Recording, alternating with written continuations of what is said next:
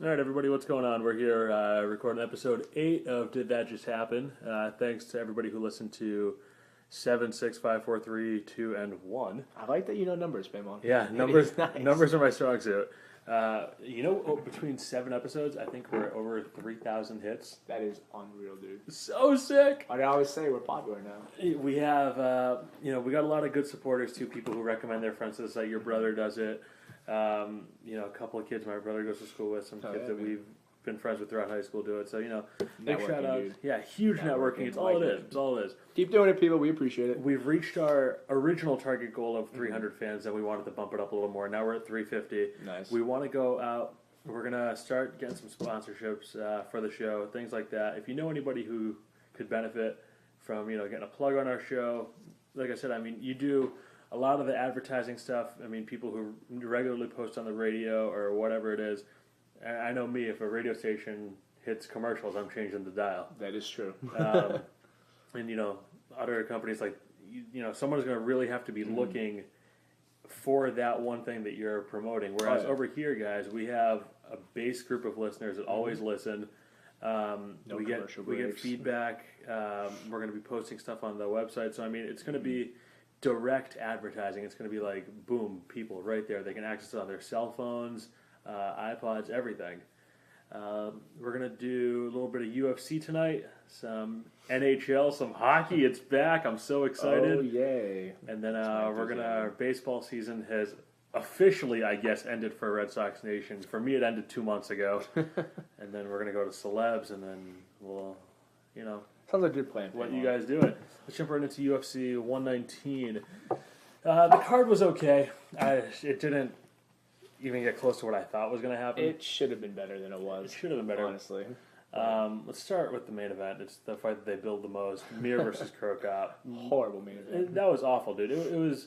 I remember you, into round 2, you're like, all right, I'm ready to leave, and you are. Yeah. And I was like, listen, the only reason we can't leave is because we got to talk about it, or else I would have left, like we did with the Anderson Silva fight. Yeah. That fight was brutal, man. It looked like those two just, made a pact to, not hit each other. They were talking to each other, in the clinch. Like, hey, how are you? It was awful. It was unbelievable. There was this article on promanow.com where the first line of the article is, for those of you who sat through the entire UFC 119 pay-per-view, you have my condolences. It was a great quote. It was a rough card. It started out okay. The Matt Serra fight, we'll get into in a minute. But the Frank Mir fight, for me, I don't think it should have been the main event, and it proved that it shouldn't have been the main event. Absolutely. 40 seconds left into the fight, Krokop leans into a knee. Whoops. And that's it. It was just a terrible fight beginning to end. The whole card, I didn't like it because it's all stand-up. If I wanted to, and it was rarely kicks. It was mainly just punches and stuff. If I want that, I'll go pay $60 and watch boxing pay-per-view. What surprised me, moving on with the whole stand-up thing, is the Matt Serra fight. Oh my God, tell me about it. It was Matt Serra has a BJJ black belt, as does I just completely blanking on who he fought. Lytle, yep, as does Chris Lytle. So you think one of the two Brazilian Jiu-Jitsu black belts would have taken it to the ground, especially Serra, who has an unbelievable black belt, but apparently not. You stood up and banged with a guy who is a former Indiana State boxing champion. That's Lytle I'm talking about. And that's not going to work well for you. You didn't get peppered if you're the shorter man, just like Serra did. And actually, I read the other day on SureDog.com that he has a medical suspension now and can't fight for 180 days. Well, that's what you get when you go in there and try to... And not just that, but Matt Serra, he's a short guy. He's, 5'6", 5'7"? Yep. You're not going to go toe-to-toe with somebody who's swinging down at you. Mm-hmm. Serra is going to be launching up. It's easier to see those coming. Oh, yeah. I don't know. I fully expected the way Serra was going to beat that was going to the ground, work his ground game, maybe try to lock in a couple submissions, win by points. Mm-hmm. I was surprised that it went the complete other direction.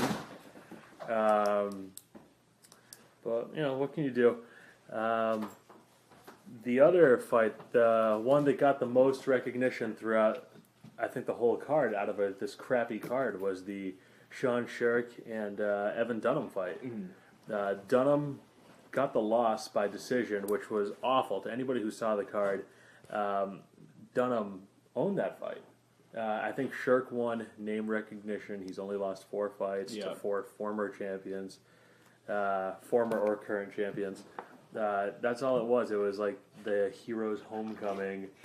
I don't know. I wasn't too big on it. The crowd was booing the decision, and Shirk is kind of like a quote-unquote unofficial legend in the sport, I guess. And Shirk should have lost that fight like 4 times. Oh, yeah. He was in guillotines like 90% of the Shirk time. was giving the guillotines to him like all night. He was just, here's my head. If you feel like locking it in, go for it. But, I mean, Dunham is like, he's an up-and-comer. Dale Klein says, Dunham's still the show. He's the guy to watch. He's one to watch. And I totally agree with him. It's sad that that's how his first loss came, because he was screwed. He was wicked screwed. I think that, if anything, if there's anything true to the point that somebody loses a fight and gains because of it, I think it just happened to Dunham. Yeah, I agree. I think he moved up the ladder. His technique is awesome. He should have closed with one of those guillotines. Mm-hmm. There was one, I think it was in the second round, where they were on the ground and Dunham was yanking him, and then he just let him go. I don't understand what happened there. Just to sidetrack back to the Crowcroft fight, Mirko Crowcroft is a guy that made his living with head kicks, and he didn't throw a single head kick. Just stood there and banged 2 washed-up heavyweights. They need to seriously reevaluate the heavyweight division. The heavyweight division outside of Lesnar, Cain Velasquez, and Shane Carwin is a joke right now. Absolutely. Is a joke right now, because Frank Mir, I think, if anything, he'd lost 2 out of 3 or 3 out of 4 before this fight. I believe it was 2 out of 3. And this win didn't do anything for him.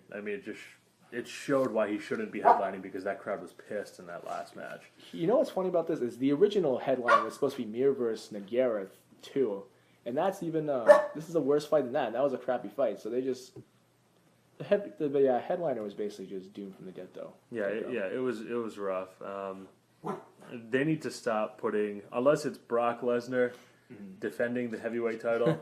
A heavyweight shouldn't be headlining. And the funniest thing was, can't wait. Yeah, the funny thing was, you even said it. Joe Rogan was ragging on these two, and Joe Rogan's like one of the biggest supporters.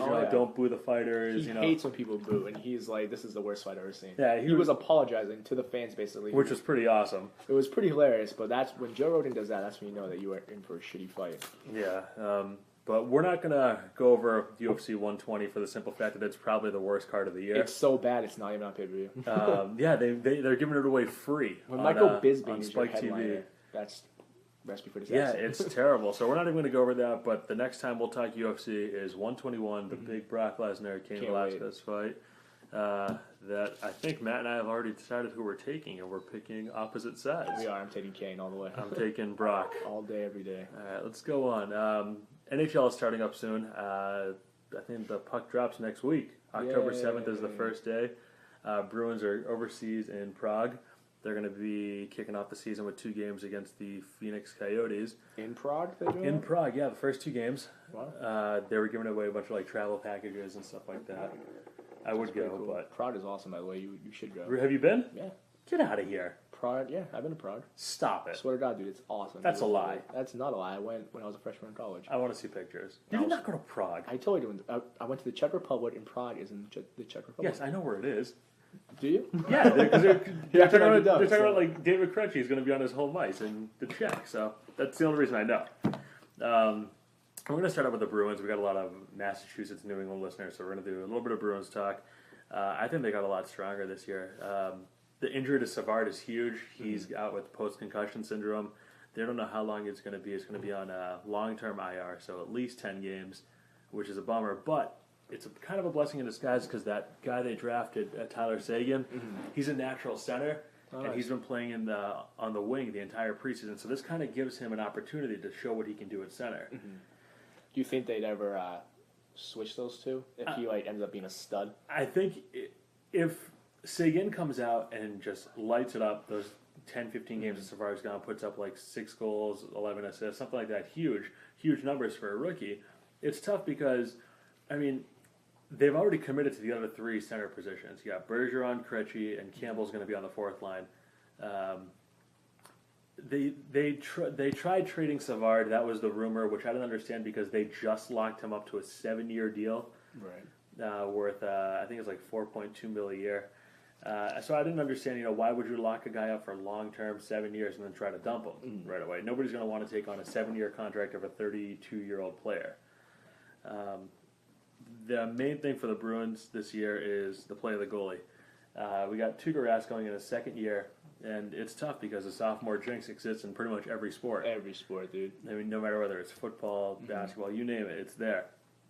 And that's what Brendan Ahern was saying too. He says for the Bruins, you just need to worry about the goalies right now. Sagan's good. He lives in Washington. He's going to the Capitals Bruins game down in Washington, which is good and bad because they have the worst goal horn ever. It's just like a ridiculous fire siren. That's sad. It's terrible. Dave Willis also wrote into. He's saying Tuukka should be the starting goalie all the way out. The Tim Thomas's contract, he's a backup goalie. He's riding the pine. He's going to get maybe 15 to 20 starts this year. He's making $5 million for that. Nice. For him, yes. Good for work. The Bruins, terrible. Willis also says one of the main things wrong with the Bruins is their power play unit, which I agree with. Claude Julien is like, pass it 100 times and then maybe squeeze an open shot, which is why we had so many turnovers last year on the power play, why our power play percentage was so down, and why our goals were. We finished last in the league in scoring. And he's also right with Michael Ryder and Blake Wheeler. Those guys have been underperforming since that year when the Bruins got the first overall seed in the East. Yeah. And it's been downhill ever since. I think the Bruins are going to do better than their playoff positioning last year. I think they'll win the division. Division's kind of weak. Get probably the second or third seed going in. They'll make the cup. I was on craveonline.com, and Crave Online has picked the Boston Bruins to actually win the Stanley Cup. Wow.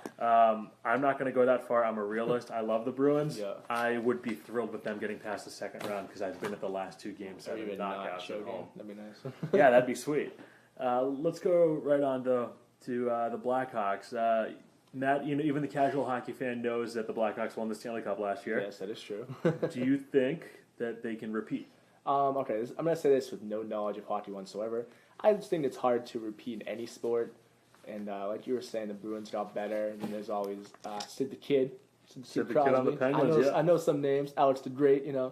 It's people like that. I think it's going to be hard for them to repeat. I think so, too. I mean, they lost a couple key players. Dustin Byfuglien on their defense. They traded out a couple other key players. Both goalies are gone from last year. That's going to be tough. Right? So, I mean, it's gonna be tough for them. They're in a tough... the Western Conference has so many teams. I think Detroit's going to be revamped. San Jose, has a new goalie also. So we'll see how they do. Phoenix came on strong last year. Phoenix has a cool logo, too. Phoenix has a sick logo. It's a wicked cool logo. And the Vancouver Canucks, they have 2 of the top 5 best players in the league, and they're twin brothers on the same team. How does that happen? Right? And each one of them had over 100 points last year. It's unheard of. Wow. But yeah, I agree with you. It's tough to repeat in any sport unless you're the Lakers, apparently. Who got lucky? Right. We got Shaq now. It won't happen. Yeah. Do you think there's going to be a surprise team this year? Last year, Philly crawled in last day of the regular season and made it all the way to the Stanley Cup Finals. A couple teams have made a little bit of addition. I know you did a little bit of homework on it. Who do you think? I'm going to say Tampa Bay Lightning. That's their name, right? Yeah, Tampa Bay Lightning, yeah. And then, I agree with you with the Lightning. They added Simon Gagne from the Flyers, who absolutely just changed that Bruins series last year. He's a big-time goal scorer. Steven Stamkos won the most points in the league last year. Anybody else stand out to you? Probably the New York Rangers. They have a good lineage. Yeah, the lineage is very good for the Rangers. I know nothing. I just think that the Rangers they underachieve every year. This is, I think, their breakout year. They added a big name player who I'm totally blanking on right now. And Wayne Gretzky. Making it go. And Henrik Lundqvist, they have one of the best goalies in the league. He just needs to perform consistently. For me, the surprise team, I agree with you, Tampa Bay. I think they're coming on really strong. And the St. Louis Blues, Willis and I actually both think the St. Louis Blues have a really good shot this year. They have good goalie, young defense, a couple really good snipers on offense. I don't expect them to go far. Second round, but last year, Phoenix went from dead last to playoff spot. Same thing with Flyers, and NHL has a lot of turnover in it. So we're gonna take a quick break. We're gonna come back and do a little bit of Red Sox talk. Get Matt back in the conversation. Get Matt back in the convo. Oh, jeez. And we'll be right back.